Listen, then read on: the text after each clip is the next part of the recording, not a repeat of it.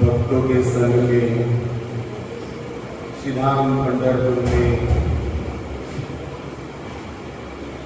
हम हरिनाथ के पावन सानिध्य में भक्ति रस सरिता समुद्र के अंदर हमारे हंस रूपी मन को आस्वादन विहार करा रहे हैं। इसके पीछे हमारी बात करें तो श्री प्रभुपाद जी की विशेष कृपा है कि उन्होंने वास्तविक तीर्थ क्या है वो समझने के लिए इस्कान रूपी घर पूरे विश्व में बनाया।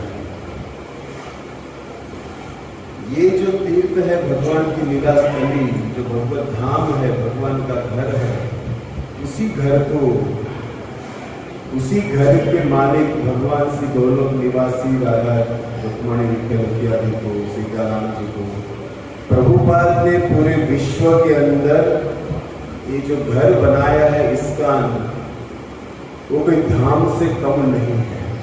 क्योंकि धाम पर जाने पर भगवत नाम, भगवत कथा, भगवत लीला रस आस्वादन का फल मिलता है, श्रवण का। उसी को श्री प्रभुपाद जी ने बड़े ही वैज्ञानिक रूप से जीव आसानी से हरि कथा को सुन पाए, हरि नाम को ले पाए और उसी भगवान के अर्च विग्रह के रूप में उसकी सेवा पूजा करते हुए अपने मन के अंदर उस भगवान की कथा लीला से भक्ति में प्रवेश करते हुए गोलोक श्री धाम वृंदावन अपने निज धाम को प्राप्त करने की ये विधि पूरे विश्व को श्री प्रभुपाद जी ने दी है।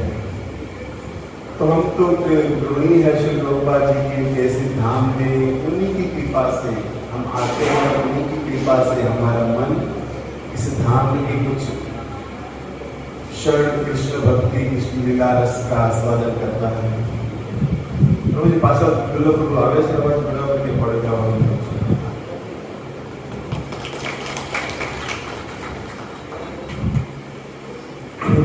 हम पंडरीनाथ पंढरपुर धाम में है, तो हमने जिस भजन का आस्वादन किया तुकाराम के जो सुंदर ते ध्यान उभे विटेवरी,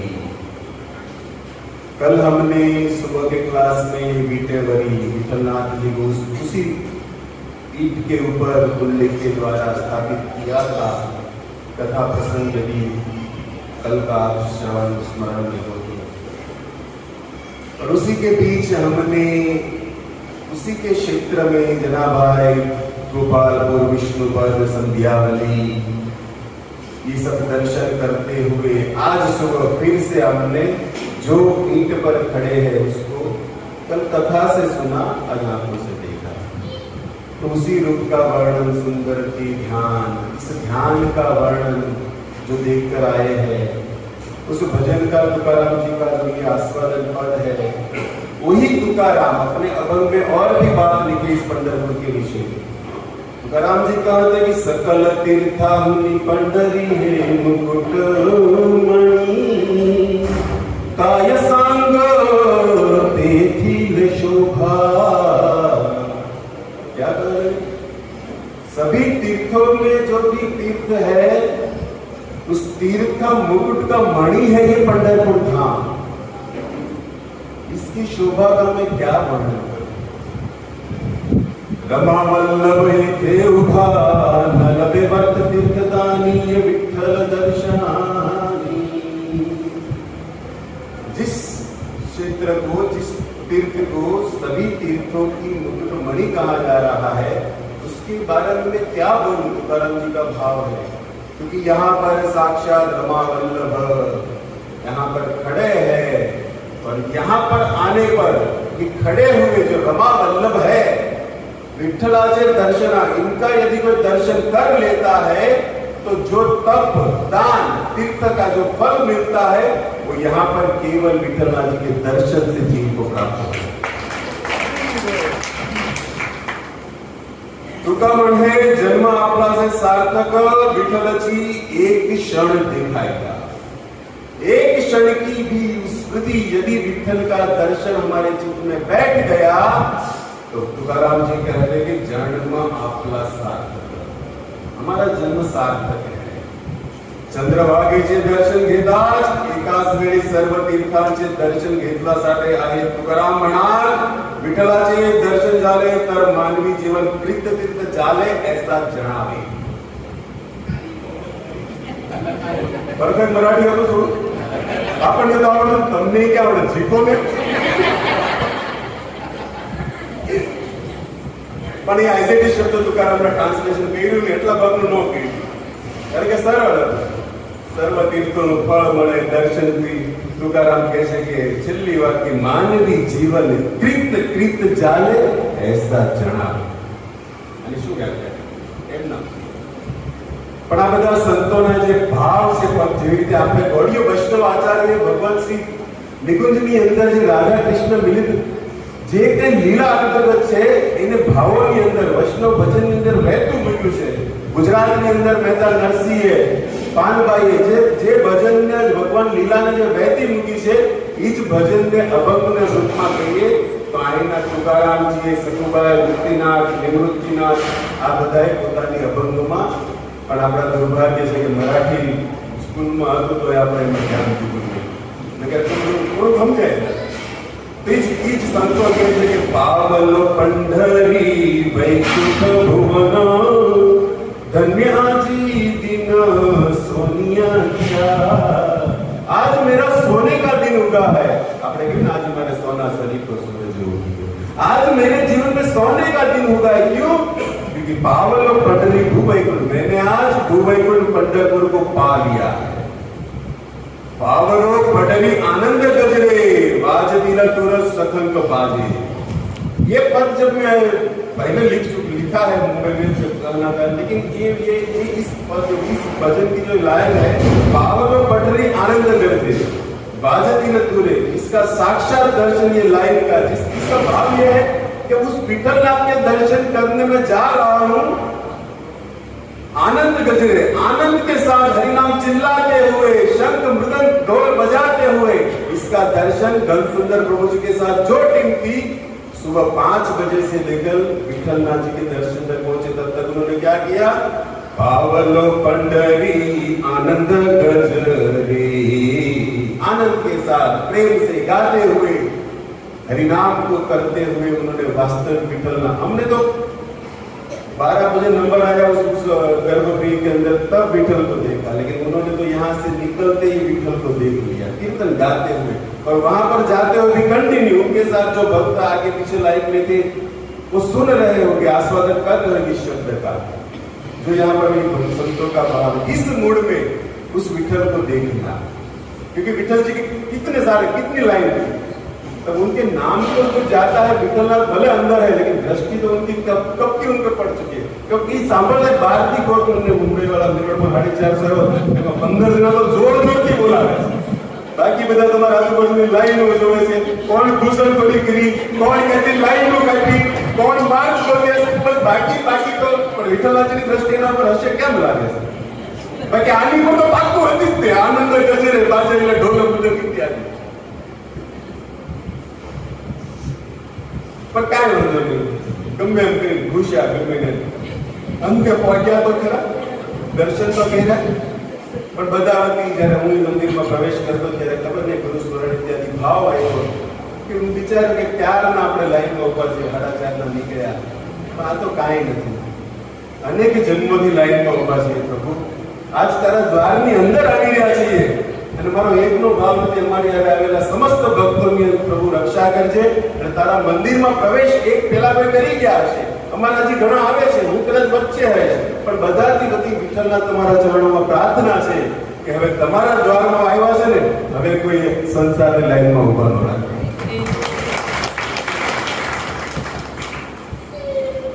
અને ઈ જ પંઢરપુરની અંદર કહે છે કે આજ મારે સોના શરીફનો સૂરજ ઉગ્યો.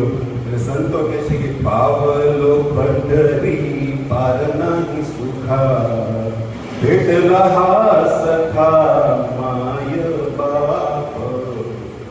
आज मानो इस पंढरपुर के अंदर आकर मैंने मेरे माँ बाप को पा लिया और उसको आलिंगन कर लिया. पहले आप सुने ना कि विठलनाथ जी को कल आपको प्रभु जी सुना रहे थे हमारे साथ जो सी मोहन प्रभु की पहले आलिंगन देने देते थे।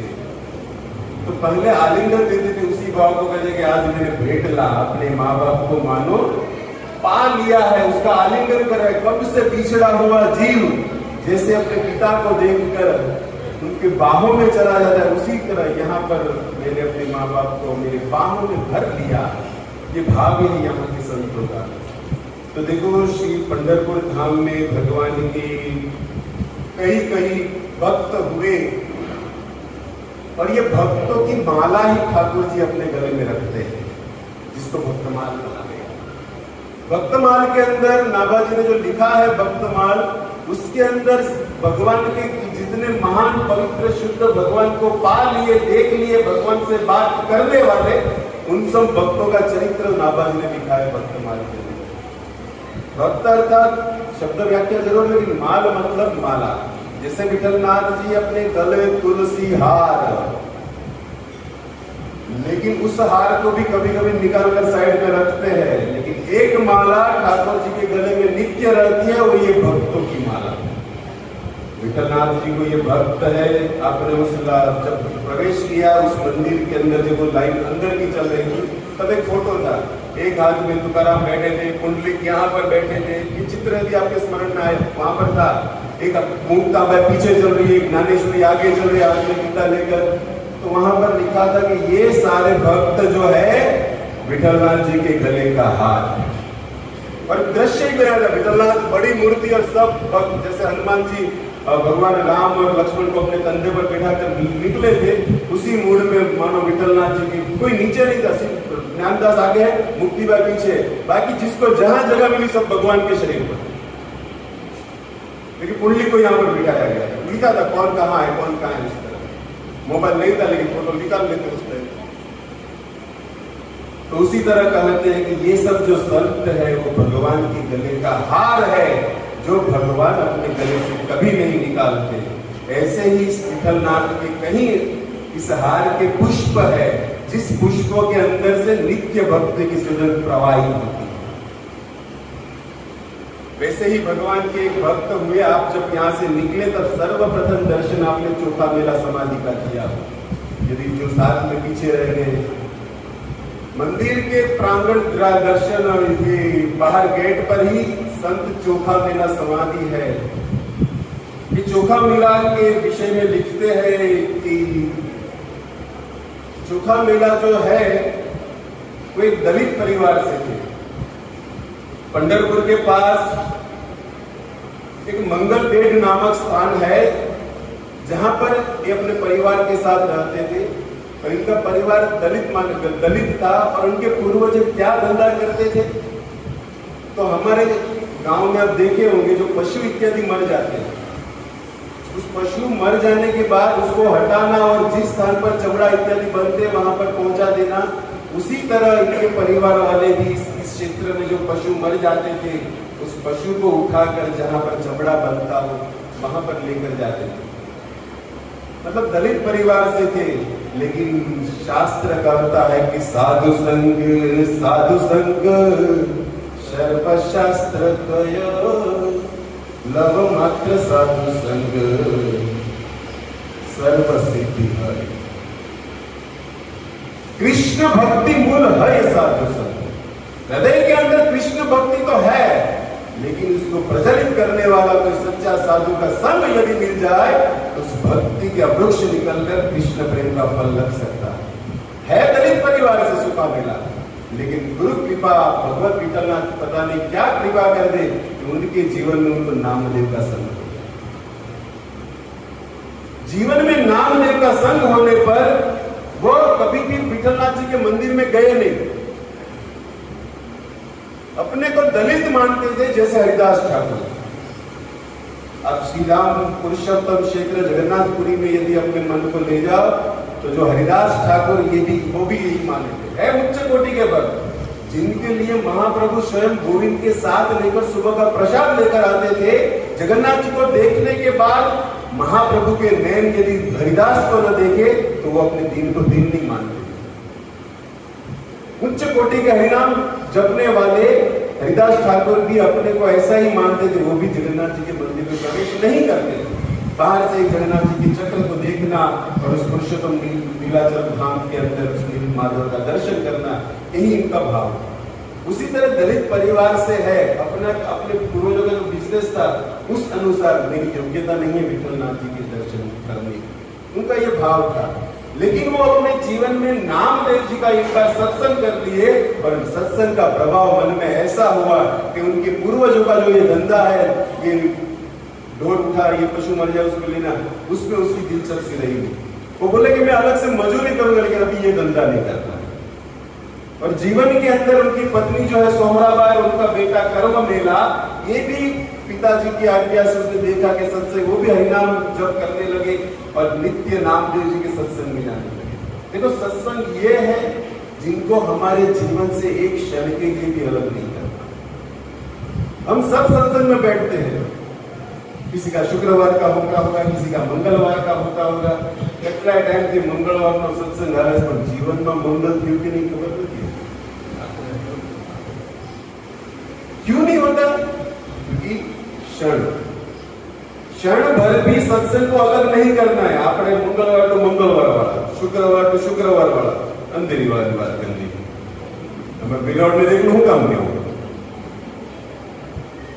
संडे को संडे वाले सत्संग, वो भी सत्संग है, लेकिन एक क्षण के लिए भी सत्संग को अलग नहीं करना। मतलब सत्संग में कहीं जाने वाली बातें जो है उस पर हमारे मन को, हमारे चित्त को उस अनुसार आज्ञा जीवन करते हुए रखना, ये है सत्संग को जीवन में से कभी नहीं निकालना।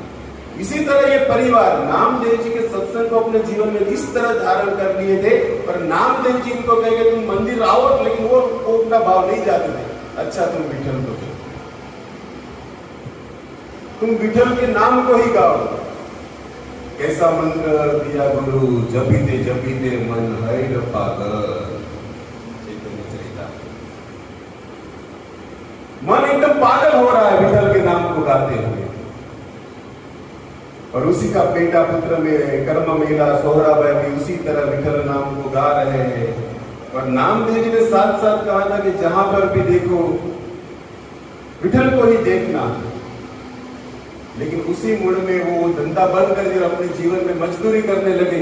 लेकिन कहा कि क्या नामदेव जी आप मुझे अपनाओगे? पूछ रहे हैं सत्संग में प्रवेश, जैसे गुरु दीक्षा लेने पर कहते हैं कि गुरुदेव क्या अपनाओगे?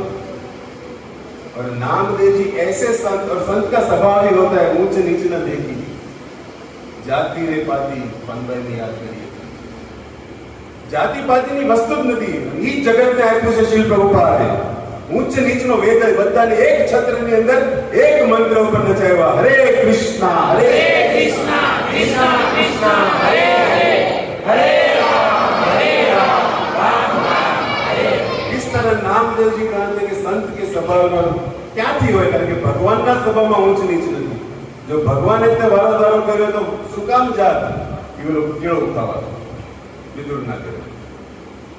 ऊंच नीच नाही केने भगवंता तिष्ठे भाव भक्ति देखा लिया। भगवान ऊंच नीच नहीं देखते, उस साधक के अंदर भक्ति कितनी है, इसीलिए तो शबरी के पास जाकर तुझे बेर दिखा।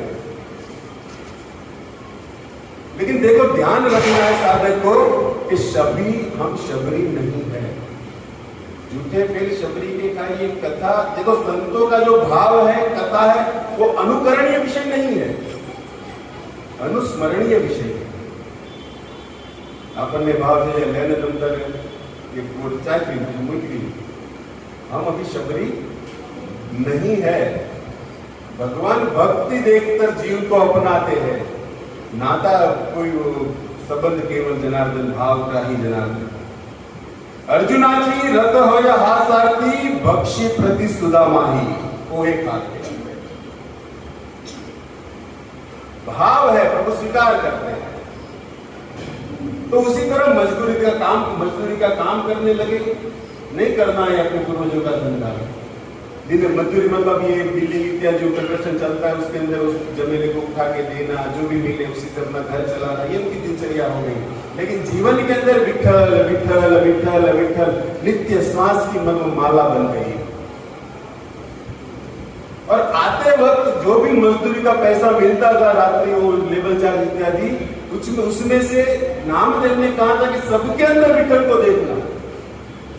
कुछ ना कुछ गांव के खेलने वाले बच्चों के लिए कुछ ना कुछ प्रसाद के रूप में तो आप लगे बाबा डोरसा सब की बोल हम काट ने का एक चपटी लेता होता। किसके लिए? जो खेलने वाले, क्योंकि सबके अंदर विठल में दृष्टि हो गई थी। चौथा मेला उसी तरह एक दिन हुआ कि रास्ते में से उसको केले अच्छे लगे और केले को ले लिया और रास्ते में जो बच्चे खेल रहे थे उनको विठल विठल कहते हुए केले बांट रहे हैं और विठल विठल केले बांटने वाला ये शब्द पुकार पंडरीनाथ के कान में चढ़ा है। सुन लिया पंडरीनाथ अपने गर्भगृह में केला मिल रहा है, कहीं तो केला बट रहा है और वह भी चुपके से बाल की खबर थोड़ी है कि 5 छोकरा रमता जो गणी हो एक गणित नहीं थोड़ी है छोकरा और रमता हो। चुपके से बालक का लेकर अपना निज द्वार छोड़कर आज बालक बनकर प्रभु हाथ लंबा देके विठल केला।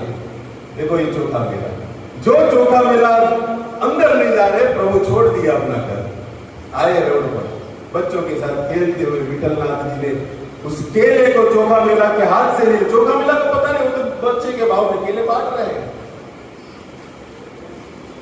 और विठलनाथ की भी लीला क्या पता किस तरह उसको मंदिर में प्रवेश दिलाना है। नहीं खाए बजा छोकरा केळो खाई लीधું આને ખિસ્સામાં મૂક્યું વિઠ્ઠલ નો ખાધું। ઘણા છોકરા એવું કર્યો કેડબરી એકદમ ખાઈ ને પછી બધા નીકળી ને કાઢે પછી જે ખાઈ લીધું ને એમને રસ નો ખબર હોય ઓલો જે ખાવા જેવો કેટલી મીઠી છે કારણ કે રસ લઈ ચૂક્યો છે પણ પછી નું રહે જોવાનું રહે કે પ્રસાદમાં ઉતાવળો કરી બધા માટે હોય। लेकिन विठलनाथ जी की लीला क्या है, नहीं खाए केले को हल्के से जेब में रखा और अलग होकर बैठ गए इसी मूड में जाकर। और जब पुजारी ने मंदिर बंद किया तुम्हारे गोपर नो समय हशे 12:30 થી 4 રાજભોગ इत्यादि થઈ ગયું પછી દર્શન બંધ થાય અને 4:30 વાગે આપણે પ્રક્રિયામાં हम જે दर्शन खुलवाना હોય दर्शन खोलते अंदर पुजारी प्रवेश किया, अंदर छेले का छिलका पड़ा केले का। मंदिर बंद था, कौन केला खिलाया? पुजारी सोच ले चढ़ाया चक्कर में विठलनाथ। और ये इस तरह केला खाए थे कि अभी अपने मुख पर थोड़ा सा अपने केलो खाए रह जाएंगे, केला छोड़ दिए अपने मुख पर विठलनाथ जी। और ये पुजारी जो है अंदर प्रवेश करने के बाद देखता है कि विठलनाथ केला कौन खाया होगा। छिलका तो पड़ा, मतलब केला इसी स्थान पे कोई खाकर गया होगा तो सीधा दृष्टि विठल से कौन है उसका देखा तो लगा है केला। तो कोई कह गया कि केला आज रास्ते में चौथा मेला बांट रहा था बच्चों घना हुआ प्रेरणा कैमरो भक्तों पर चलतो ये हूं करे तमी हूं करो जो ये तो एम करे છે પણ ઘણા એવા સીસીટીવી કેમેરા તમારે કાઈ નહીં હાલો ભક્તોના ચરિત્ર ગાઈડમાં और भक्तों का अपने ऐड करवा। लेकिन ये भक्तमाल हमारे स्वभाव को सुधारने वाली कथा है, क्योंकि हम भी भक्त अपने आप को मानते हैं ना, अपने आप को वैष्णव समझने वाले प्रतिदिन मंगल में गाते हैं इस लाइन। तो वैष्णव तो मानते हैं, लेकिन वैष्णव जो है वो रूप नहीं है। रूप से तो आप पैंट शर्ट में भी वैष्णव हो, कंठी माला इत्यादि। हमारे संत वृंदावन के एक बार कह रहे थे कि वैष्णव बनना मतलब 500 रुपए का काम है भैया। आओ 100 रुपए का कुर्ता ले लो, 300 रुपए की धोती ले लो, कंठी माला ले लो, बहुत यदि अच्छा लगे तो 10 रुपए का जनेऊ ले लो, बन गए वैष्णव। तो ये रूप हो गया ना, स्वरूप तो अंदर पड़ा है। नित्य कृष्णदास वो है वैष्णव। ना हम विप्र न चलरपति न वैश्य न शूद्र। वैष्णव रूप नहीं है, वैष्णव स्वरूप है जो कभी नहीं बदलता। लेकिन कालांतर प्रकृति संग अनुसार हम उस रूप को भूल गए हैं। अतः हमारे स्वरूप में आने के लिए नित्य प्रभु स्मरण सेवा इत्यादि में मन को रखना पड़ेगा। और ये लाभ इस यात्रा के अंतर्गत मिलता है। जितने भी अपने जीवन में कृष्ण भक्ति को दृढ़ता से अपनाए हैं वो कहीं ना कहीं भक्तों के संग में, हरिनाम के संग में यात्रा से ज्यादा प्रभावित हुए हैं। तो आप यहाँ यात्रा में हो, आपसे निवेदन है जो भक्त माला इत्यादि में अभी तक भी हाथ नहीं डाले। तो मैं आपको कहा था कि माला का भी कुछ परवल की विषय कहेंगे। तो नामाजी ये जब ये लिखना चालू किए भक्तमाल, तब अपने मंगलाचरण में लिखे कि भक्त भक्ति भगवंत गुरु, नाम एक बहुत, चार तरीके हैं। उसी तरह हमारे पास जो ये माला है, इस माला के अंदर है क्या? 108 मोती। उस मोती के अंदर उसको बचाने के लिए धागा है। एक ऊपर 108 के ऊपर एक मोटो मोती, यानी मोटा मोती में निकले कुंकु, चार वस्तु, मोती, धागा, बड़ा मन का, और उसके ऊपर कुंकु। भक्ति भक्त भगवंत गुरु, नाम एक। देखो ये जो मोती है ना, वो भक्त है, और भक्ति के द्वारा उस धागे से इसको परोया गया है। और ऊपर जो ये बड़ा मन का है वो गुरु है। भक्ति हो गया, भगवत हो गया, गुरु हो गया, और ऊपर जो बाहर निकला है ना, वो भगवान है। ये मोती का मन। माला का तो भगवान से एक नहीं जो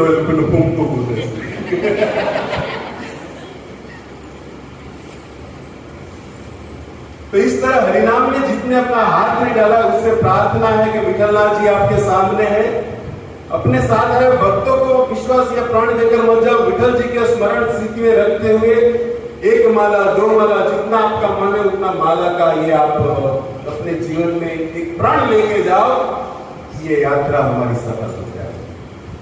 क्योंकि नाम से ही यहाँ पर मुक्ति मिली है। नाम का धाम है, नाद ब्रह्म धाम है।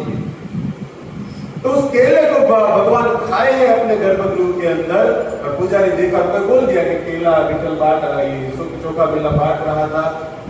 और देखो उस समय भगवान जो है भक्तों के श्रवण में, स्मरण में, स्वप्न में आते थे। अपने यार पाड़ोशी बोलता रहो एना बात न हो जाए, भगवान बातों करता हशे, भगवान सपना में आवता हशे, આપણને ન સમજાય કે પાડોશી અરે આપણે તમારે ઈ નો આપણે સમજવું તો બોલતા આ સંતોના ચરિત્ર કેમ સમજાય?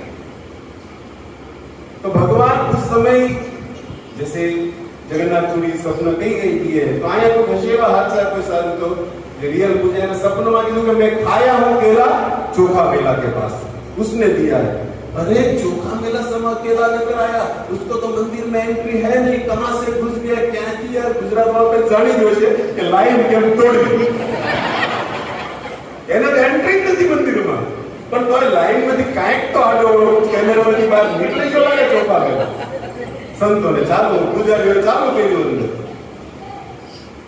कहां से घुसा होगा, कहां से घुसा होगा? अरे कहां से घुसा नहीं देखना है, अभी ही बाहर होगा विठल जब तक पकड़ो चोखा मेला।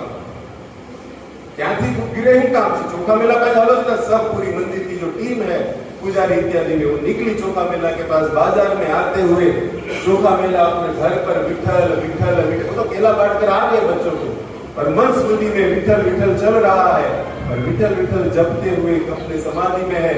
और ये लोगों ने आकर चोखा मेला को मारना चालू कर दिया।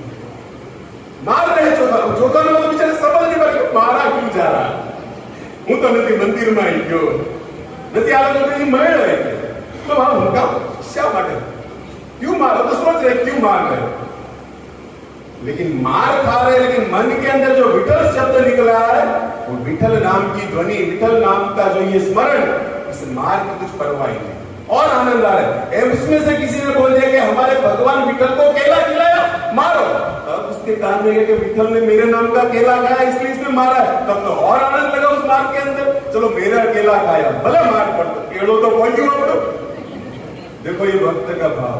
मार खाने शब्द क्या है कि किसका केला विठल ने खाया है, इस शब्द के आधार पर और हिम्मत आ गई कि और मारो। आज मेरी भक्ति सफल हो गई, मेरे हाथ से प्रभु ने केला खा लिया, लेकिन मारता मारता क्या रहता तो ठाकर पहुंचे पास आई मंदिर के अंदर, पुजारी हो क्या मारी। लेकिन अब हुआ पर क्या हुआ, वो पुजारी जब रिटर्न आ रहे थे, ये विठलनाथ जी ने अंदर से मार दिया मौत, नहीं प्रवेश मिलेगा। अरे पर प्रभु हम तो आपकी भक्ति, भले तो मैं चले हमारी भक्ति करता, मंदिर आपके लिए बंद है, प्रवेश नहीं मिलेगा। भगवान विठल ने अपने गर्भगृह को अंदर से हरिशन तालू चाबी मार के चाबी खींचे, नहीं भगवान तालू मंदिर। प्रभु हम तो प्रतिदिन आपकी सेवा मंगला कौन करेगा, क्यों गोती ले, तुम्हारी जरूर नहीं। मत आओ। और बाहर दर्शनार्थी की भीड़ लग गई, अभी मंदिर खुलेगा, अभी खुलेगा, अभी दर्शन आरती बढ़ने लगे, लेकिन प्रभु अंदर से नाराज होकर बैठे, नहीं खोलूंगा मंदिर, नहीं खोलूंगा, बस।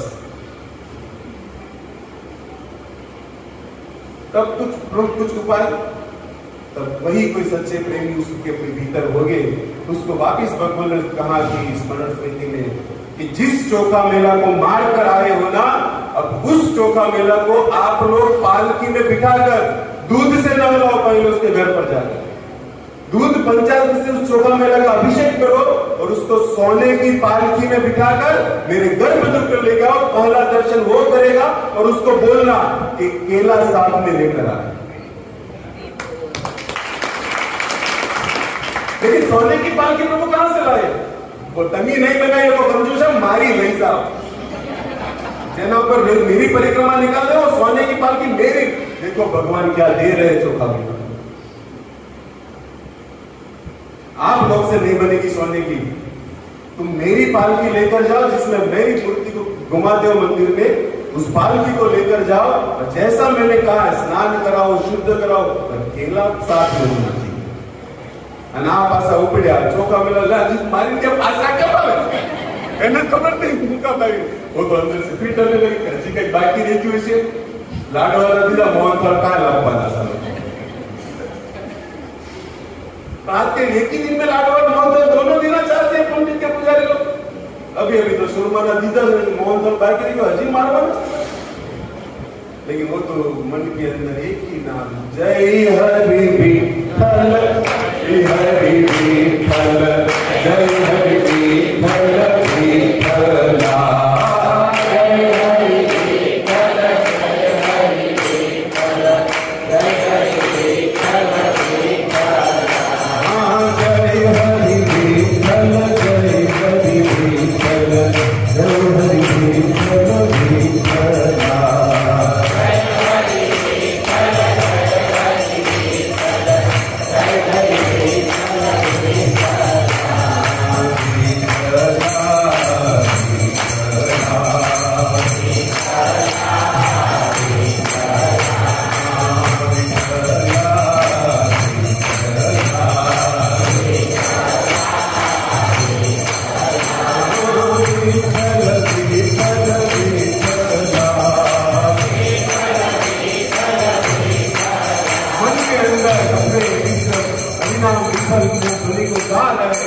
देख रहे सामने के लोग आ रहे, भले उसको आगे जो भी करना हो, क्या करेंगे, मारेंगे ना, और क्या करेंगे।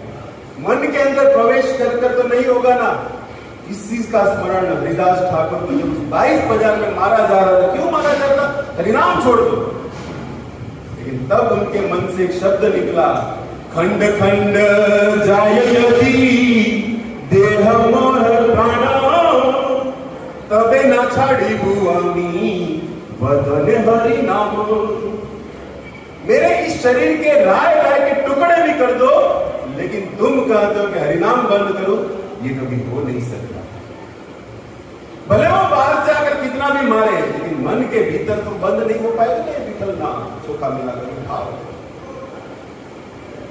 पुजारी लोग पहुंच गए और आकर सीधा तो पहले प्रणाम किए उस संत के चरणों से, और कहा आपके देखो ये विठलनाथ जी की क्रिया, ये आज्ञा है और हम उनके सेवक हैं।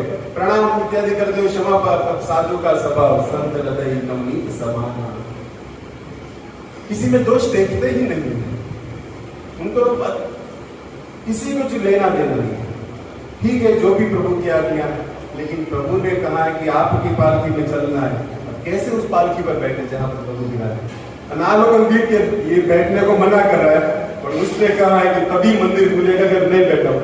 बद्धा है तुम्हारे तेरा मूसा तेरे हमारे सीताराम ने माता जी लाइन में बार कर आखा ऊपर काटा मारी घना हलवाई गया बेटा पीछे हूं करे लाइन में जाता जरा कि उसके खुर्सी आपने पर क्या थी लाइन में गई बोला पुलिस वाला बेटा नहीं खुर्सी पगाड़ी गમે भी तो लेण लायो था नवीन बाणा के मूसा के मारी ये लाइन।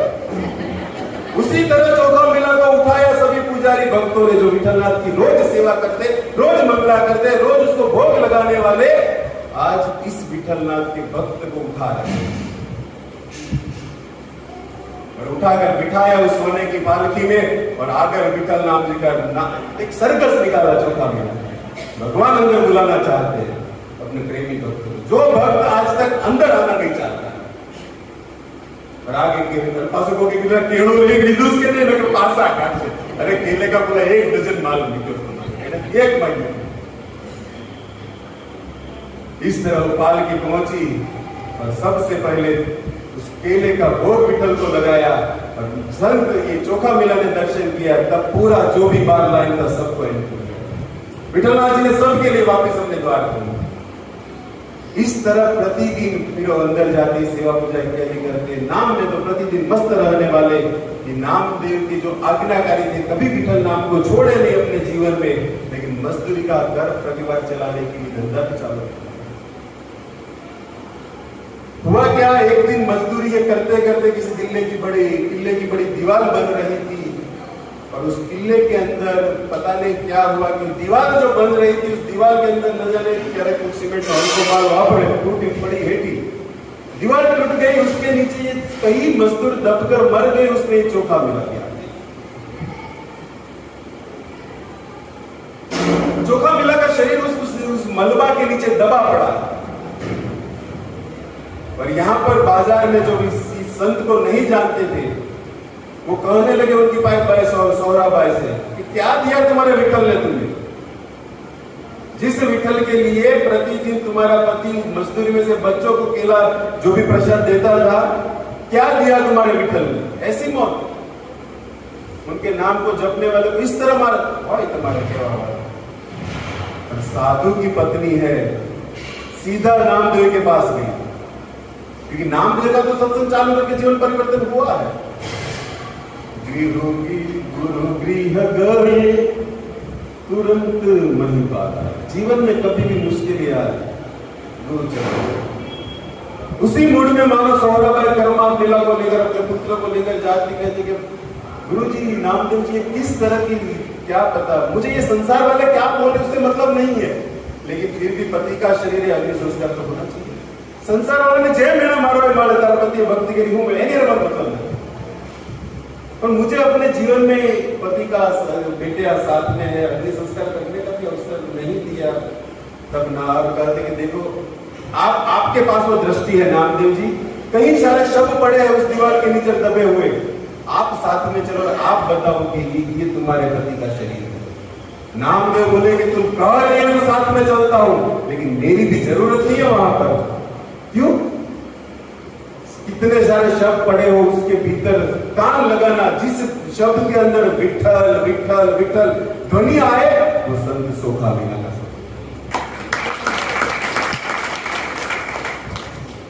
नामदेव कहे कि ठीक है चलो मैं साथ में, क्योंकि संसार को दिखाना पड़ेगा चोखा मेला है। नामदेव जी स्वयं साथ में आए, पत्नी सौरभ है, कर्मा मिला बेटा सब साथ में है। पत्नी एक एक शब्द से कान लगा रही है, अंत में एक एक शब्द के भीतर से विठल विठल विठल विठल। जैसे कल आपने सुना ना छाना मची तुम्हारे जनाबाई कबीर जी जब पास में आए, आप प्रसाद लेने के बाद जाग तो दिन भागड़ू मैं तुमने कहता था मोहन कबीर जी ने जन साथ लाई जनाबाई के छाना में विठल निकल। तो आज संत चोखा मेला के शरीर से, मरे हुए शरीर से विठल विठल विठल ध्वनि आ रही है। उस शरीर को उठाकर जिस तरह मंदिर में प्रवेश दिया गया, उसी तरह अंतिम यात्रा पूरे बद्रीनाथ के मंदिर के पुजारी ने वहां से मलबे से निकालकर देह को शुद्ध कर जिस स्थान पर समाधि है, जिसका आपने दर्शन किया, उस समाधि में लाकर चोखा मेला को भगवत समीप हरिनाम विठल ध्वनि गाते हुए सभी भक्तों ने साथ में मिलकर, नामदेव जी साथ में है, उसको पुष्पारण करते हुए वहां पर चोखा मेला जी की समाधि बनाई। यही चोखा मेला जिसका दर्शन हमने कर विठलनाथ जी के पास पहुंचे। उसी तरह इस नामदेव जो है, जो जिसकी हम कथा बीच में नाम ले रहे हैं, कि नामदेव कौन है? संतों के चरित्र को हम गा रहे हैं। अभी हम नामदेव की और नामदेव के जन्म के विषय में, और जब नामदेव का नामकरण होना था, आपने नाम रखे चिंटू पिंटू इत्यादि, बच्चे का नामकरण होने की बात आई, तब सोचने लगे सब क्या नाम रखेंगे, क्या नाम रखेंगे। तब उसी समय इसी विठल की आकाशवाणी हुई थी कि ये बच्चा जो है इसकी पूरी जिम्मेदारी मेरी है, इसके संस्कार की संपूर्ण जवाबदारी मेरी है और ये आगे जाके संसार में नाम निष्ठ होगा, इसीलिए इसका नाम है नामदेव। आकाशवाणी से नामकरण हुआ था नामदेव जी महाराज, और नामदेव जी का नामकरण आकाशवाणी से हुआ। उनके जीवन में नाम की शुरुआत इस तरह हो रही है भक्तों कि उनकी माता और उनके नाना वामदेव जो थे प्रतिदिन अपने घर में पंडितनाथ विठल की सेवा पूजा रोज करते थे, और प्रतिदिन घर में सुबह उठकर इस बच्चे के कानों में विठल विठल विठल विठल जा रहा है। नाम को प्रारंभ बचपन से हो रहा है। ये प्रत्येक गृहस्थ का कर्तव्य है। बच्चे को संस्कार देना हमारे हाथ में। बिना संस्कार की दी हुई BMW कार भी उसके लिए बेकार है। संस्कार महत्व है। श्री प्रभुपाद जी बचपन लीला, गौर मोहन ने, माता रजनी, जिनको देखकर तो प्रभुपाद जी पूरे विश्व में जगन्नाथ जी को रोड पर आकर रथ यात्रा निकाले। संस्कार कहां से मिला? हमारा कर्तव्य हमारे बच्चे को क्या देना चाहते हैं, लेकिन आज हम खुद अपनी इस इंटरनेशनल लाइफ इत्यादि के मूड में इतने बिजी है कि बच्चे क्या कर रहे उस पर दृष्टि नहीं। कौन देगा संस्कार? और हमारे दिए हुए संस्कार के उसका भविष्य इतना उज्जवल होगा कि हम उसको किसी भी प्रांत में क्यों ना भेजिए, यदि अपने आपके दिए हुए संस्कार उनके साथ है तो संसार के किसी भी कोने में क्यों ना खड़ा हो, वो अपने घर को, अपने नाम को, अपने कुल को संस्कार के द्वारा प्रज्वलित कर रखेंगे। बच्चे क्यों हमसे आज दूर भाग रहे हैं? हमें उसके साथ मैत्री भाव से समय अनुसार बच्चे को किस उम्र में किस तरह से बात करना ये ग्रस्त करना। ठीक है, उसी तरह यहाँ पर भी उस नाम के द्वारा कानों में ध्वनि जा रही है और इसका बचपन बड़ा हो रहा है नामदेव जी का। नामदेव जी प्रतिदिन देख रहे कि उनके नाना वामदेव किस तरह पंडितनाथ की सेवा करते हैं, और बच्चे का भाव है कि जिस तरह पंडितनाथ की हमारे दादा सेवा नाना कर रहे, उसने कहा कि नाना मैं भी सेवा करना चाहता हूँ ठाकुर जी। नाना ने कहा कि बेटा तो भी छोटा है, अपराध होने का डर है, क्योंकि बड़े ही सावधानी से करनी होती है, समय आएगा तुम्हें भी मिलेगी, देखो मैं किस तरह करता हूँ, देख कर तो सीखना। दादा की बात सुनकर नामदेव जी सीख रहे कि मन में भाव कि कब मिलेंगे पंडितनाथ की सेवा, कब मिलेगी। उसमें हुआ ऐसा कि एक दिन उनके नाना वामदेव को किसी तीर्थ यात्रा पे जाना था, बाहर जाना था, और ठाकुर जी की सेवा भी बंद करके नहीं जा पाए और साथ में नहीं ले जा पाए। तब उसने कहा कि नामदेव तुम प्रतिदिन देखते हो ना कि मैं किस तरह भोग लगाता हूँ, किस तरह आरती करता हूँ, किस तरह इसको जगाता हूँ।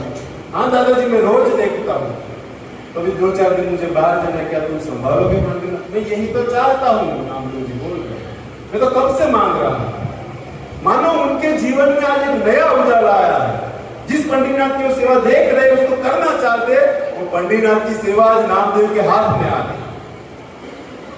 करोगे बराबर? हाँ दादाजी बिल्कुल बराबर करूंगा। और दादाजी जब चले गए उस रात्रि उसको निद्रा ही नहीं आई। क्यों? क्योंकि कब सुबह पड़े और मैं पंडितनाथ की सेवा में, सेवा अंतर्गत विश्व सेवा के कारण निद्रा ही नहीं, कब ब्रह्म मुहूर्त, कब ब्रह्म मुहूर्त। यह है सेवा का भाव।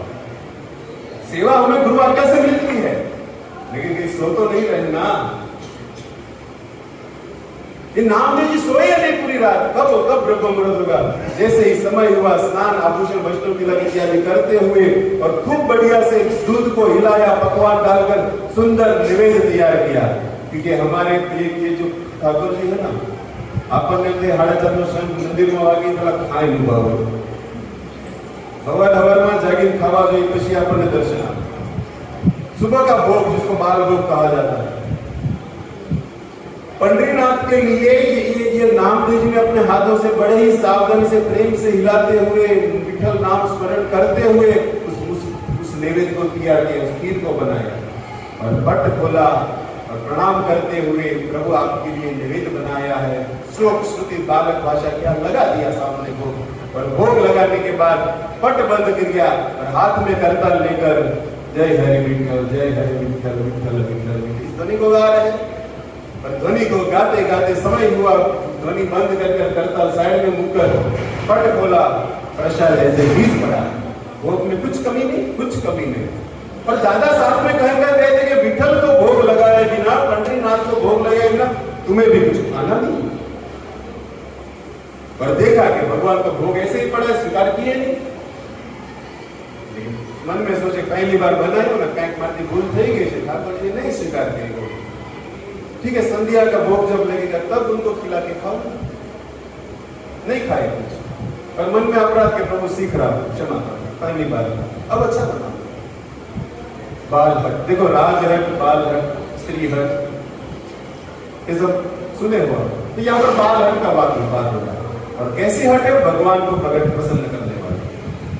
संध्या का समय हुआ, फिर से वो बड़े सावधानी से पेरी लीधું કરેલું પહેરે વાળનો પટકો જાવનો છે એવું તૈયાર થયા છે। हम लोग अपनी પાસે સાવધાनी રાખવા માટે फिर से बनाया, पट लगाया, भोग लगाया। ठाकुर जी भोग ऐसे ही नहीं, ऐसे 3 दिन रहती भोग, कुछ खाया नहीं, कुछ किया नहीं, भोग अर्पण ठाकुर जी नहीं ले रहे। कैसे समझ पाए बच्चा कि भगवान कौन सी इंद्रिय से किस वस्तु को ग्रहण करे?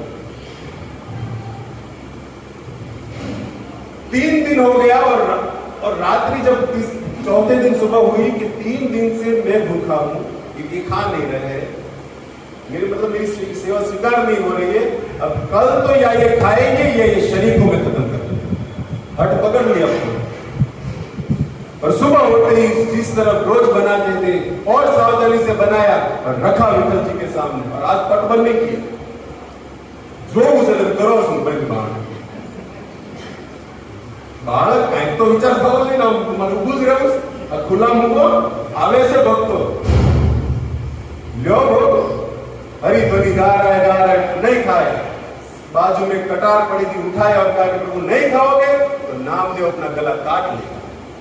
जैसे ये तलवार कटार उठाकर गले में रखा, नाम ये बटनेरा में हाथ पकड़, बोले किस बात की चीज है? प्रभु 3 दिन से भूखा हो। दादा ने बोला तुम खाओ, बाद में खाना। क्या करूं?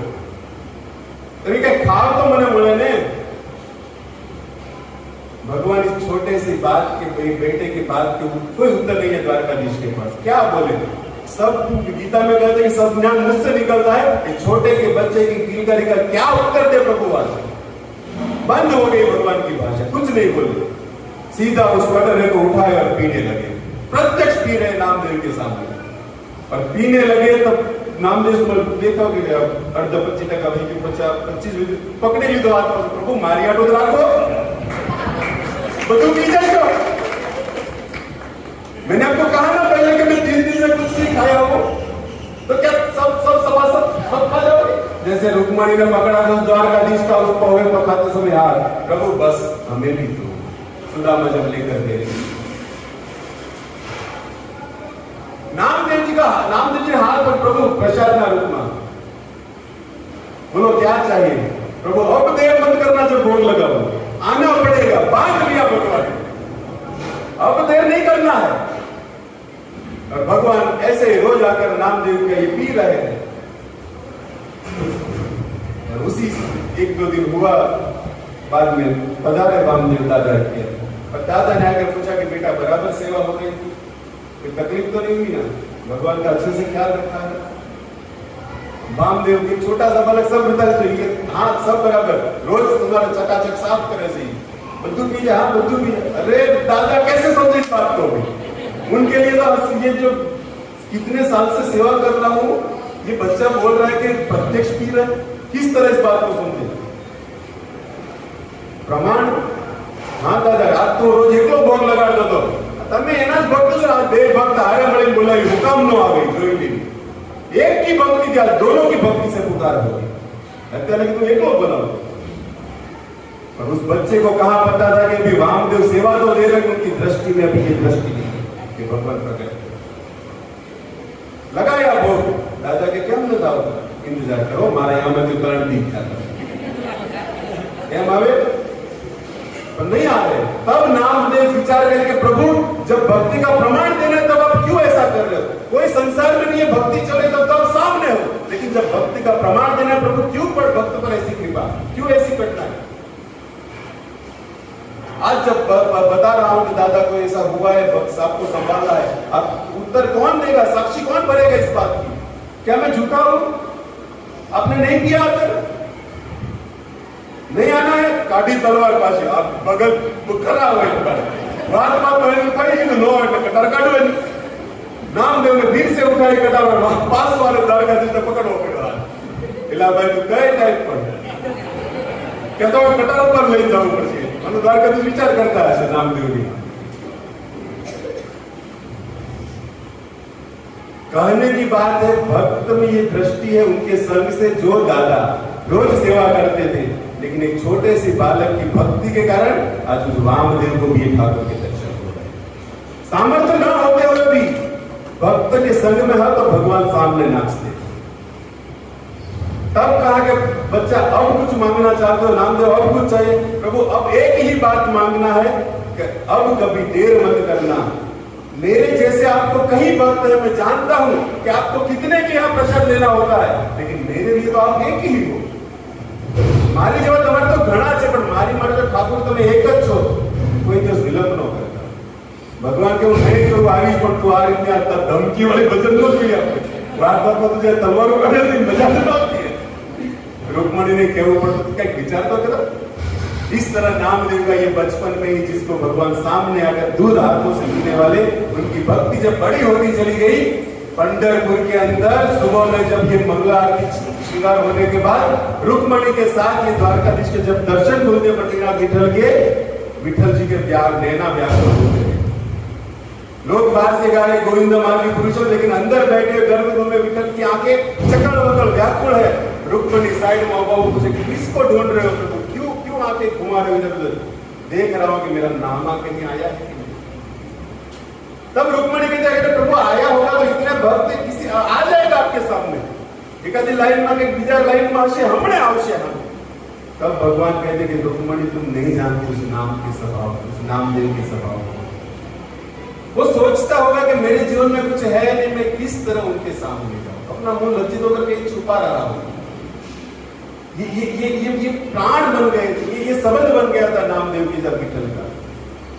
और उसी यात्रा उसी समय ये इस तरह लीला इत्यादि कीर्तन चलता था, उसी समय ज्ञानेश्वर का यहाँ पर आना, ज्ञानेश्वर को शिक्षा गुरु मानते थे नामदेव जी, और नामदेव जी को कहा कि चलो तीर्थ यात्रा में जाना है, आप साथ में चलो।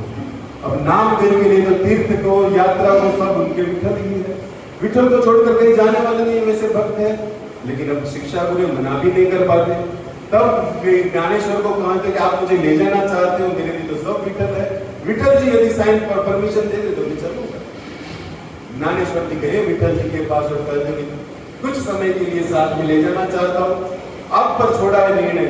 तो विठलनाथ जी के विग्रह बोलते ज्ञानेश्वर लेकर जाओ नामदेव को, लेकिन मेरे नामा का ध्यान रखना और उससे शीघ्र लौटा आना, उसको कभी तकलीफ न देना यात्रा के। भगवान सिफारिश कर रहे नामदेव के तीर्थ में लेकर जाओ, जल्दी लौटा, मेरे नैना व्याकुल रहते इनके लिए। ऐसे भक्त है भगवान जिसको देखना चाहते थे। और ज्ञानेश्वर को लेकर तीर्थ यात्रा निकलते, तीर्थ करते करते जब ये ज्ञानेश्वर जी और नामदेव दिल्ली पहुंचे, तब उस दिल्ली के अंदर दरबारी राजा मुसलमान था और उसने सुना था कि आज हमारे दिल्ली के अंदर नामदेव आए हैं, जिसकी भक्ति की बहुत व्याख्या सुनी थी। और उसने देखा कि ये जो है फकीर वो साहेब से मिला हुआ।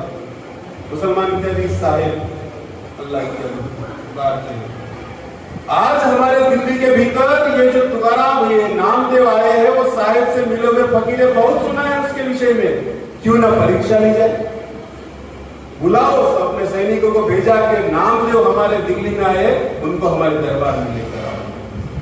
साथ में ज्ञानेश्वर और नामदेव पहुंचे उस दिल्ली के उस दरबार के अंदर, और राजा ने अभिमानवश बालक सुना, राजा हट में आ गया कि तुम साहेब से मिले हुए फकीर हो, भगवान से मिले हुए से सुना है, देखा नहीं है। आज देखना चाहता हूं कि क्या तुम भक्ति का चमत्कार दिखाओ। ये कहते कि हमारे पास कोई चमत्कार नहीं है, ना हम कोई पहुंचे हुए, हम तो हमारे विठल के नाम गाते हैं, जपते, बस यही हमारी साधना भक्ति, जो चमत्कार जैसी चीज भक्ति में नहीं है। लेकिन कहते हैं लोग, झूठा तो नहीं कहते होंगे, राजा पकड़ ली, दिखाओ दिखाओ, नहीं है क्या दिखाओ, दिखाते हो कि नहीं है क्या दिखाओ। सैनिकों को भेजा कि गाय को लेकर आओ, यदि ये भक्ति का चमत्कार नहीं दिखाते उनके सामने गाय को काट डालो। मुसलमान राजा का आदेश निकल गया। वास्तव में उस सभा के अंदर गाय को लाया गया, दिखाते हो कि काटो, नहीं है चमत्कार। कहां से दिखाओ? काट दिया उस गाय के सर को। देखते देखते नामदेव, अब नामदेव मन में विचार करते कि मेरे कारण एक चमत्कार नहीं दिखा पाया प्रभु, इसने आपकी प्राण प्रिय आपके साथ लीला देने जिसके लिए आप अवतार में उस गाय को मेरे सामने काट दिया, इससे बड़ा अपराध मेरा क्या होगा? विनती सुनिए, मन से प्रार्थना दे रहे द्वारकाधीश को, नाथ हमारी। अपने साथ चंद्रभागा का जल रखते थे। तीर्थ यात्रा में निकले, चंद्रभागा की इस जल को साथ में लेकर गए, चंद्रभागा के जल को हाथ में रखा नामदेव ने, और मन के अंदर नाम को हाथ में रख, जल को हाथ में लेते हुए जय हरि विठ्ठल ध्वनि से ये जो जल है चरणामृत तो है ही, लेकिन अभी नामामृत बना दिया उस नाम गाते हुए, और उस गाय के ऊपर छिड़का। गाय सभी सभा के अंदर प्रकट पूर्ण जीवित हो गई। और वो चमत्कार जो देखना चाहता था अपना सिंहासन छोड़कर गिरा नामदेव के चरणों। धन्य है साहिब से मिले हुए फकीर हो, सुना है, आज देख भी लिया। क्या मांगते हो बोलो, क्या चाहिए? मांगवा माटे नहीं निकले, देवा माटे निकला चाहिए। संत देने के लिए चलते, मांगते नहीं, ना किसी से कछु चाहिए, ना कची किसी से बैर। जो मिले जैसे मिले सबको हरि नाम जपा, ये है संत सभा। कुछ नहीं चाहिए कुछ, लेकिन फिर भी मुझे कुछ देना है। तो तुम्हारी जो इच्छा होगी, मैं कुछ चाहता नहीं। हीरा जड़ित पलंग, पाल जिसके हम पलंग में रखा हूं करे 4 पाए जगह पर, सब कुछ सोने से हीरे से जड़ा हुआ। बादशाह ने उस दिल्ली के दिया साथ में, कहा कि आपको उठाना नहीं है, हमारे सैनिक साथ में चलेंगे। हमारे तरह सैनिक ने आगे ले जाओ, हमारे सर ऊपर, हमारा माथे ऊपर नहीं है। उनका हमारे तरह सैनिक ने मुंह अब उठा को क्या उठा लूंगा, मैंने क्या ले जाओ। उस क्षेत्र से बाहर निकलना था, उस खंबे को, क्योंकि वो जाना चाहता है, निकलना है जल्दी यहाँ से, क्यों इससे बीच में रहेगा। और निकल गए बाहर, माथे पे वो पलंग है, और बात यमुना बहती है दिल्ली के भीतर। उस यमुना के अंदर देखते उस पलंग को पहले डाल दिया, क्योंकि जहाँ पंढरपुर जाना है क्यों साथ में लेके, वैसे भी मन प्रभु चरण में नहीं है, और ये साथ में इतना बड़ा ये धन वैसे भी नहीं लगेगा, डालो यमुना में डाल। और ज्ञानेश्वर और दोनों साथ में निकले आगे। और सैनिक के पास ये बात था, राजा ने बोला कि पीछे जा रहा हूं, पलंग क्या करते क्या है, अजी चमत्कार जो पीछे लगे। और आने की तो राजा आपका दिया हो तो यमुना में डाल दिया, अन्य आम मगज जो कि इतना बड़ा उपहार दिया था यमुना में डाल दिया, पीछे से जाके वापिस पकड़ा। त्यारे प्रेम करके चमत्कार जो तो गाय का चमत्कार देखा हुआ है, प्रेम से बोलते महाराज जी मैंने आपको अभी अभी जो ये पलंग दिया है ना, वो वापिस तो ऐसा सेम बनाना चाहता हूँ, कारीगर साथ में एक बार डिजाइन देख रहे हो, फर्मो बताओ उसको, तमें नहीं जाए बताओ, लेकिन हाँ बता तो यमुना में भैया नामदेव जी मन में समझ गए क्यों आया, तुम्हें तुम्हारा पलंग देखना है ना, चलो मैं एक जगह पे रखा हूँ, लई लिया यमुना ना भीतर, नामा में केवा था हजारों पलंग यमुना में बाहर काढ़ी दिया, गोटी लगा रो जो बनाए फरमा आम कयो मारो तू बोल, ये है नाम की भक्ति। नामदेव जी ने उस राजा के सामने त्यारे बोलो पाछो पगમાં પડ્યો, હવે કઈ હવે તારી પાસે એક જ વસ્તુ માંગી છે, કોઈ બી કોઈ સંતોની પરીક્ષા ન કરતો જીવનની અંદર, કારણ કે તમારે પરીક્ષા લેવી એટલે સંત હેરાન થાય છે, કારણ કે સંત હેરાન એટલે થાય કે એને નામની પડી નથી, સંસારની અંદર પાછું મારી પાછળ એક ઉપાધિ લાગી કે આની માટે ભગવાને આ કહી, ખ્યાતિ नहीं बढ़ानी, कभी भी किसी संत की परीक्षा मत लेना। इस तरह उस राजा के मिलते हुए ज्ञानेश्वर ये तुकाराम आगे निकल रहे, नामदेव आगे निकल रहे हैं, और रास्ते में भोजन बनाने के लिए चूल्हा लगाया, नामदेव ने रोटी बनाई, नामदेव ने रोटी पकाई, रोटी कुत्ते ने उठाई, पीछे घी का कटोरा लिए दौड़े नामदेव, रोटी सूखी ना खाओ, थोड़ा घी तो लगाओ, प्रभु अब दर्श क्यों छुपाओ, है ना ये प्रसंग नामदेव रोटी, जिसके अंदर सभी में विठल को देखते हैं, प्रभु मैं देख चुका हूं, जान चुका हूं, क्योंकि मेरा ये विश्वास है कि मेरे समीप आप इस घर पे आ नहीं सकता। अब जिस मूड में जिस वेश में आए हो, थोड़ा घी तो लगा के जाओ, ऐसी सूखी रोटी क्यों खाओगे। तब उस भक्ति को देखकर जो शिष्यागुरु साथ में है, ज्ञानेश्वर भी नतमस्तक हो गए और बोले कि नामदेव क्या चाहते हैं प्रभु। गुरु आपसे एक ही बात चाहता हूं, आप मुझे जहां से लेकर आया हो वहां पर वापस पहुंचा दो। मैं विठल के सिवा तीर्थ यात्रा में नहीं पहुंच पाऊं, मुझे वापस पहुंचाओ अपने प्रभु के द्वार। और हाथ पकड़कर तुका ज्ञानेश्वर विठलनाथ जी को पास लेकर आते हैं और विठलनाथ जी के दर्शन इतने दिन से जो नैना नहीं कर पाते थे, वो नैना आज विठल को देखेंगे। उस मोड़ में नामदेव अपना जूता बाहर छोड़ना भूलकर सीधा जूता सहित मंदिर में प्रवेश करते हैं। लेकिन पुजारी भी पुजारी है, स्वार्थ देश से भरे हुए। हमने अपने पुजारी में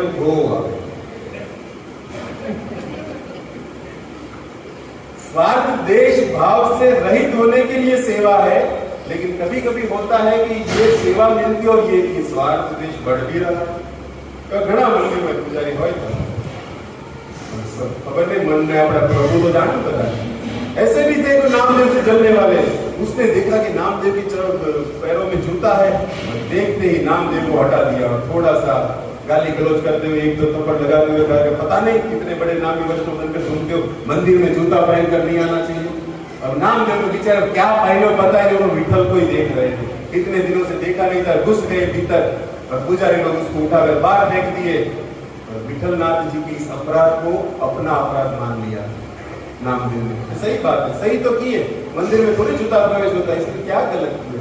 वैसे कभी कभी हमें मंदिर का मैनेजमेंट या मंदिर के पुजारी या मंदिर के भक्त कभी कुछ बात पर टोकते हैं, रोकते हैं, तो उसको दोष देखने से पहले हमें क्या क्या देखना चाहिए। क्या हमें वो मंदिर का मैनेजमेंट सिस्टम में हम आ रहे हैं, नहीं आ रहे तो हमें सिखा रहे हैं। इस मूड में यदि रहेंगे तो वैष्णव अपराध से बचेंगे। उसी तरह नामदेव जी कहते हैं सही बात है, नहीं पहनकर जब मेरी ही गलती है।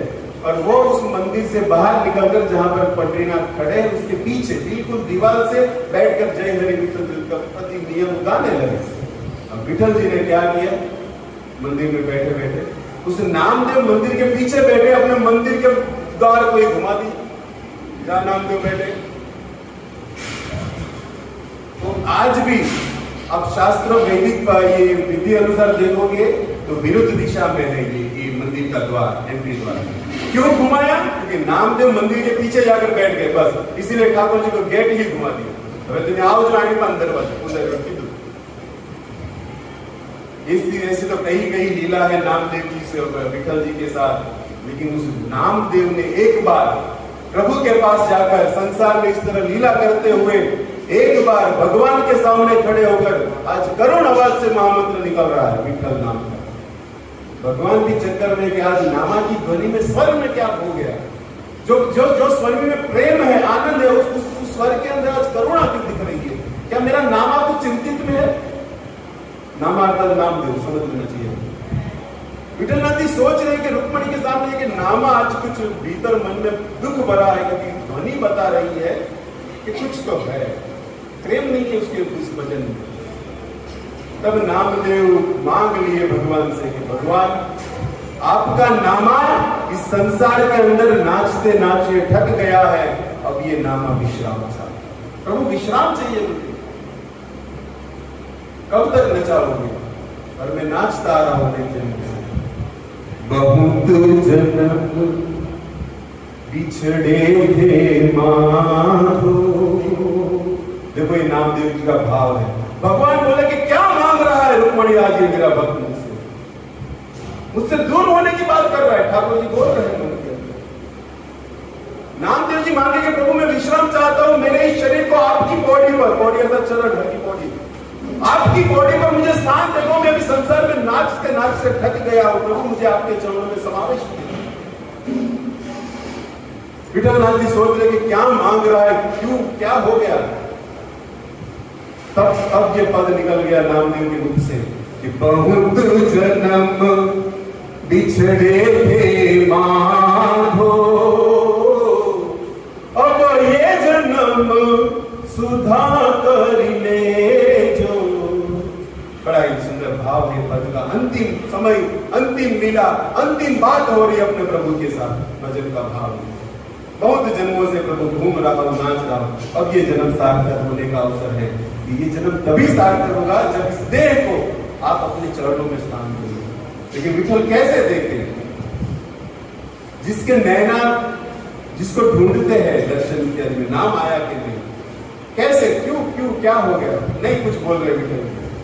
नामदेव उस मंदिर में प्रभु से प्रार्थना कर कर उतरे और मंदिर के जो ये सीढ़ियां होती है उस सीढ़ियों पे आकर एक जगह पर स्थान जमाया और मन के अंदर जय हरि विठल तू हरि विठल, जय हरि विठल विठला, जय हरि विठल, समझ आ रही है, समझ के जा रहे, जय हरि विठल विठला, जय हरि विठल, जय हरि विठल, जय हरि विठल विठला,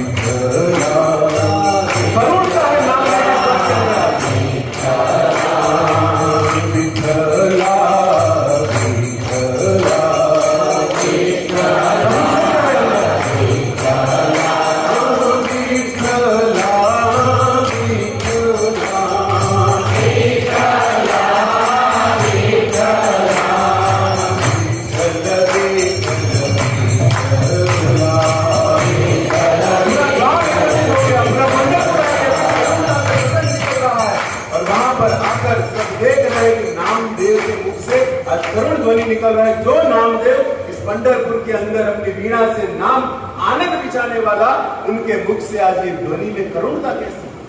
पूरा पंढरीनाथ का समाज जो भी जानते थे नहीं जानते सब आज उस स्थान पर आ गए, क्योंकि विठल का कीर्तन ही ध्वनि कुछ ऐसा जा रहा है। और विठल से भी उस शब्द जो कान में जा रहा है, लेकिन कैसे बाहर आए, क्योंकि वो मांग कर ही ऐसा गया है, कैसे दो इसको मैं ये बात। तब नामदेव ने कहा कि प्रभु आज तक जीवन में आपसे कुछ नहीं मांगा, विचार कीजिए मेरे जीवन चरित्र पर, आज तक मैंने आपके पास से कुछ नहीं मांगा है, आज आपका नाम आपसे कुछ मांग रहा है, क्या कर पाओगे? नहीं दोगे? विवश कर रहे भगवान को। ये करुण प्रसंग सुनकर विठल जी से रहा नहीं गया, उस ध्वनि को सुनकर आए वहां पर और अपने ही उस चरण, ये जो मंदिर की सीढ़ियां है, पूरा जगत देख रहा है यहाँ पर रहने वाले, और सबके देखते देखते उस सीढ़ियां फट गई और नाम गाते हुए विठलनाथ विठलनाथ करते हुए नामदेव भीतर उस सीढ़ियों में ही समा गए। इस तरह नामदेव को भगवान ने अपने चरणों में, वहां पर उनकी पायरी अर्थात समाधि चोखा मिला की है, ये मंदिर के अंदर ये सब भक्तों संतों की समाधि है। उसी तरह एक महिला भक्त हो गई सखुबाई। सखुबाई का जीवन चरित्र है कि देखो, कृष्णा नदी के तट पर एक गांव है, उस गांव का नाम चलो देख लेते हैं, आपने क्या कहा, प्रसंग के अंदर से प्रसंग जा रहा है।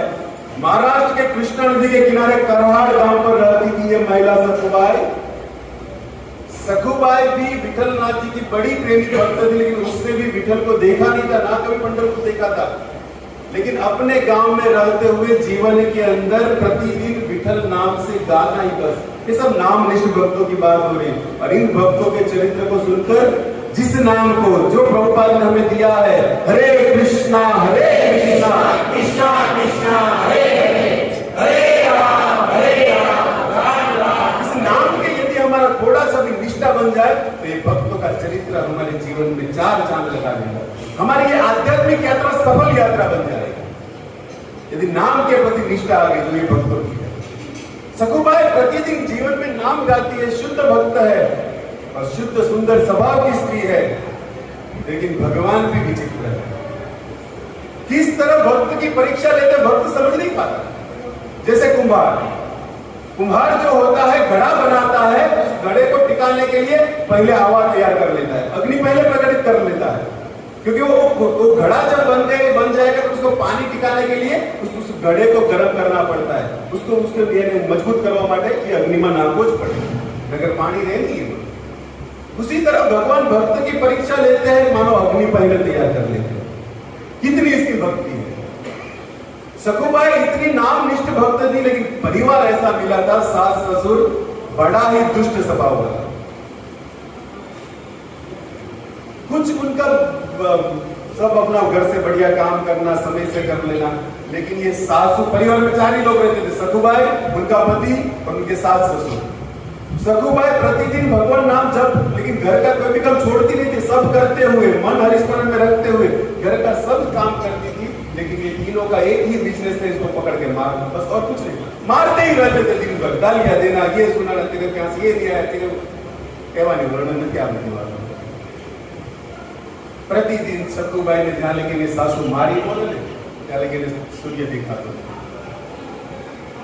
लेकिन सखुबाई अपने पिता के दिए हुए संस्कार को, मन को इस तरह समझा दी कि जीवन में जो भी मिलता है ना प्रभु का प्रसाद होता है, मारा कर्म हसे हूँ दोष मैंने मारे मैंने आओ कटु वचन मानो काय दोष नहीं। भक्त होता है अपने जन्मों पर विचार करता है, न दूसरों के दोष को देखता है।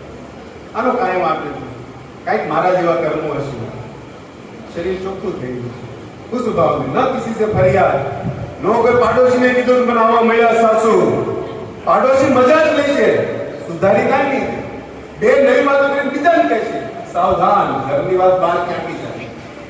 सखुबाई किसी से कुछ नहीं कहती है कि परिवार के अंदर इतना दुख मिलता है। प्रतिदिन कृष्णा नदी में पानी भरने जाते, लेकिन इस भाव में जा रहे जैसे अंदर तुम्हारा पाना हिंडोला होता है सासू ससुर, किसी से कुछ नहीं कहना, किसी के साथ खड़ी भी नहीं रहती थी। अरे खड़ी रहे तो बस और मार पड़ते आप लोग घर में बात की दूर, किसी के साथ खड़ा नहीं रहना, पानी भर के आना, इस तरह जीवन व्यतीत करती थी। लेकिन घर का काम करते हुए मन में विषय को कभी नहीं भूलती। श्वासों की माला पर सिमरू में हरि नाम है तीसरा तीसरा यूं मुस्कुराना दिल दीवाना, इसने कर दिया था विठल ने, इसका दिल माधव में लग गया है, इसका मन माधव में है, लेकिन फिर भी शब्द के नाम प्रभु जो भी आपने दिया है आपका प्रसाद है। ये सासू ये एक बहू का भाव होना चाहिए। शिक्षा तो कही है, लेना लेता अपन आवड़વું જોઈએ। अपने संतोना चरित्र पर ग्रस्त ग्रहणी को जीवन की बात करते, कुछ किसी से कहनी नहीं थी, घर में अत्याचार चलते सहते हुए हरि नाम गा रही है, सुन रही सुना रही है।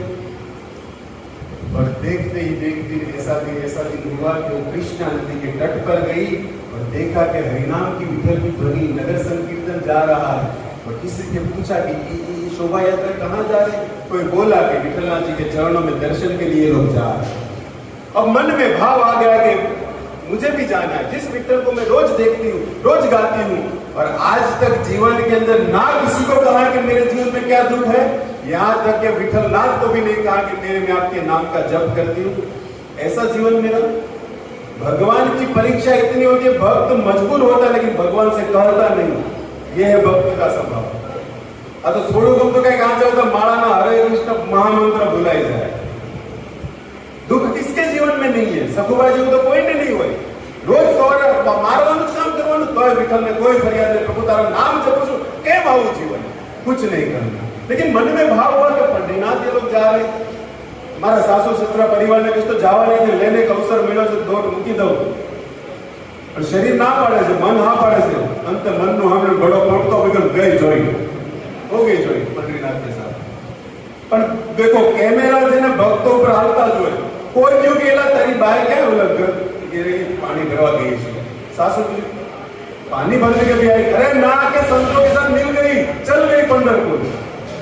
घना हुए भक्तों पर कैमरा क्या जाए तुम्हारी, हमारे पंढरपुर क्या नहीं जवानू नहीं जाता, कितना ने बेन रखे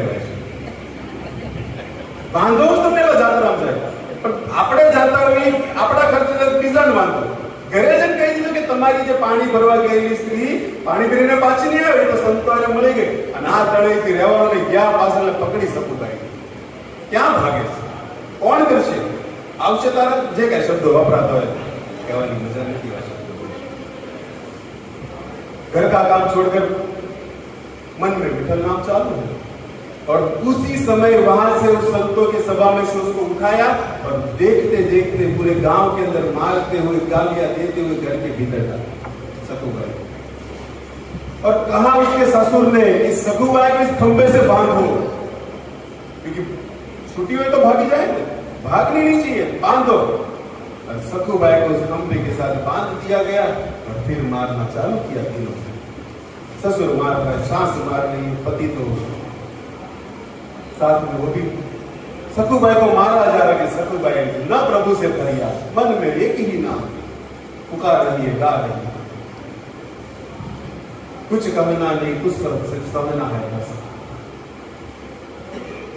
अब जब देखा कि मारे जा रहे तो मन के अंदर एक बात उनको याद आई, जो गोपियां वाली, कि इसी तरह श्याम सुंदर की जब बंसी बजी थी यमुना के पुलिन तट पर, जो गोपिया का सौभाग्य तो निकल गई।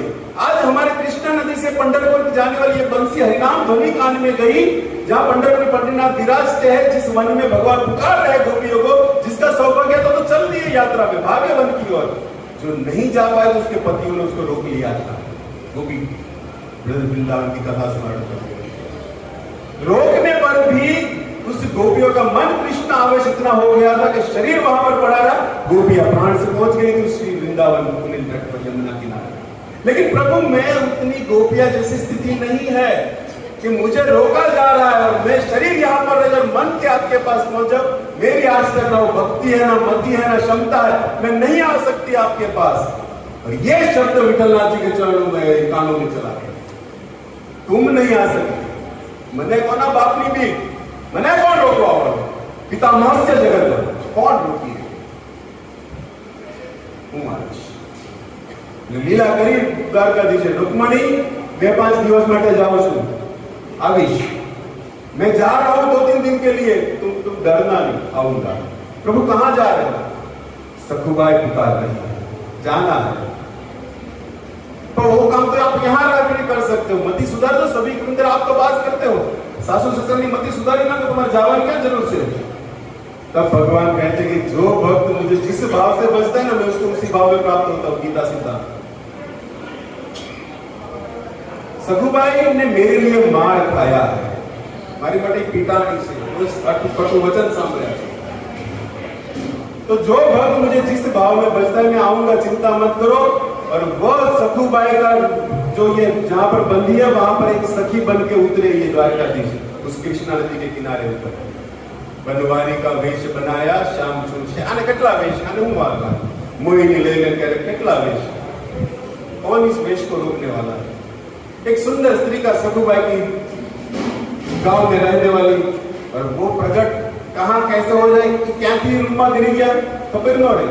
सासू ससुर ने जहां पर सखुबाई बैठी वहां पर बंदी, वहां पर प्रकट होकर बोले कि सखी कैसी हो तुम, पानी भरना छोड़ दिया, नहीं आ रही हो?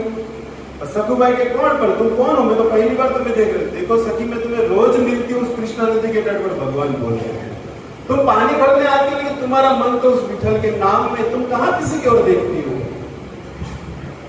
मैं तुम्हें रोज मिलती हूँ, तुम नहीं, लेकिन तुम तो अपने नाम में मस्त हो, तुमने कहा किसी की ओर दृष्टि की, तुम नहीं जानते, लेकिन मैं तो तुम्हें देखती हूँ। मुझे पता है कि तुम यहाँ पर क्यों बांधा गया है, तुम पंढरीनाथ जाना चाहती हो ना। देखो वैसे भी ये घूंघट स्त्रियों की शोभा है, आज नहीं रही। मैं तुमको छोड़ रही हूँ, तुम पंढरीनाथ चले जाओ पीछे के रास्ते से, मैं यहाँ पर घूंघट डालकर तुम्हारे स्थान पर बैठी रहूंगी, मैं बंद जाऊंगी तुम्हारे स्थान पर। मैंने खबर 5 મિનિટ ની પૂરો કરી તમે હળવળતા કરો, હું અહીંયા હતા પણ એ પ્રસંગ તો પૂરો કરો ને, ક્યાં આમથી ત્યાં લગી મોડું થયું તો તમારે મનમાં જે છે બધું બહાર કાઢો। સખુબાઈમાં રહ્યો 2-5 મિનિટ બસ। સખુબાઈની જગ્યા ભગવાન બંધાણે સ્ત્રીનું રૂપ લઈ, અને જ્યારે સ્ત્રીનું રૂપ લઈ ભગવાન બંધાણ અને સખુબાઈના પાછળના રવાથી બહાર કાઢી અને ભગવાન આ સખુબાઈના વેશમાં લીધું। ई सखुबाईने नजरથી સામેથી કાઢતા જ ભગવાન સખુબાઈનું રૂપ ધારણ કરી લીધું, અને સાસુ રોજ આવી તમારી ભગવાનને પીટવા માંડ્યા। સખુબાઈ રોજ માર ખાય ભગવાન, અને સખુબાઈ तो द्वारकाधीश पंढरीनाथ महल में पहुंची गए। पंढरीनाथ को देखते हुए मन में भाव ऐसा आया, जिस प्रभु को गा रहे पुकार रहे उसको देखकर कीर्तन आवेश होते हुए संतों के सामने देखते हुए मंदिर में प्राण छोड़ दिए सखुबाई, और भगवान बंधे रहे। क्या लीला है भगवान। और देखा कि वहां पर आजू बाजू संत लोग जो सखुबाई को जानते थे, उस गांव से और भी यात्रा में, ये तो कृष्ण कृष्णानंद जी के गांव में रहने वाली ये सखुबाई है हमारी यहाँ की, और जिसका शरीर धाम में छूटा उसको वापिस वहां पर नहीं लेना चाहिए, यहाँ पर ही इसको जयंती संस्कार दे दो। सभी संतों ने मिलकर हरिनाम गाते हुए सखुबाई को इस पंढरपुर धाम के अंदर अग्नि संस्कार दे दिया, पर भगवान बंदे है सखुबाई बनकर रुक्मणी से रहा नहीं गया। अब महाराज छोड़ा हुआ तो ना बांधेला से करके ना परिवार ने खबर नहीं सखुबाई कौन ने उपाय कितनी गिला वो कहां कर गए, 2-3 दिन में आऊंगा लेकिन छोड़ा हुआ चाव पड़े ना वे बंदरा माने बो आवड़े प्रेम नु बंधुना बंधने છે દામોદર મીરા રોડ ની અંદર 31 તારીખ થી 4 તારીખ જન્માષ્ટમી ઉપલક્ષમાં દાસ દ્વારા થઈ છે बंधन लीला। बंध गए प्रभु यहाँ पर,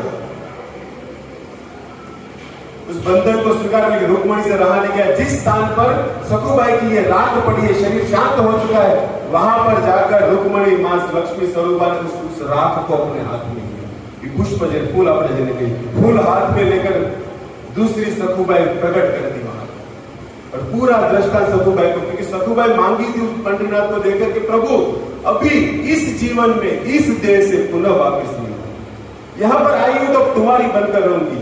तब लक्ष्मी याद करा दी, देखो तुमने मांगा था विठल को देख करके, अभी इस देह से वापस नहीं जाऊंगी।